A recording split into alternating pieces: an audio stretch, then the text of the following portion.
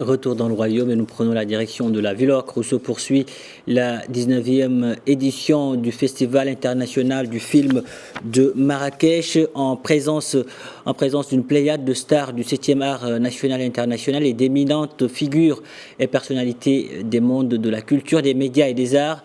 Notre envoyé spécial sur place, Ilan Berada, a recueilli des réactions de ces acteurs du cinéma. Je vous propose de les écouter. Pour le moment, je suis plutôt allée voir des pitchs et des projets en développement aux ateliers de l'Atlas. Donc ce soir, c'est mon premier film de gala, on va dire ça comme ça. Et je suis ravie de découvrir le film de Paul Schrader, qui est un auteur que j'aime vraiment profondément. Mais je vais évidemment regarder. J'ai trouvé que la programmation était d'une extrêmement grande qualité parce qu'elle est éclectique. Elle représente vraiment tous les cinémas. Et donc ça m'émeut particulièrement. Je pense qu'aujourd'hui, les femmes arabes réalisatrices, il y en a de plus en plus. Elles font un travail formidable, elles sont fortes. En plus, leurs histoires sont des histoires importantes, elles n'ont pas froid aux yeux, et puis il y a une certaine sensibilité, mais c'est pas une sensibilité forcément féminine.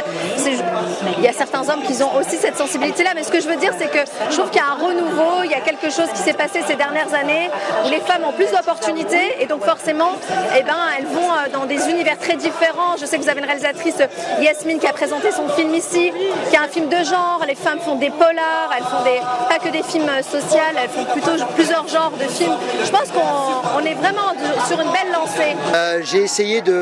On a fait un film avec le cœur et on a essayé de raconter un film où on raconte une histoire où il y a à la fois de l'amour, de l'émotion, il y a du rêve et de l'imaginaire, et à la fois il y a aussi des messages qui sont là et qui sont dits, qui sont en sous-texte, qui ne sont pas affirmés, mais qui sont dits avec beaucoup de poésie, j'espère, et de légèreté. J'aime beaucoup dialoguer avec mes consoeurs parce que, quelle qu'elle soit, qu'on aime le cinéma de l'une ou l'autre ou pas, c'est même pas le problème. Mais je pense qu'il y a quand même un parcours commun d'embûches qu'on a rencontré et dont on ose enfin parler aujourd'hui. Ça vaut évidemment pour toutes les femmes du monde, on n'a pas besoin d'être réalisatrice pour ça. Et cette libération de la parole qui s'exprime à l'écran, c'est quelque chose d'extrêmement viscéral et qui du coup est plus une vague qu'un regard porté sur quelque chose.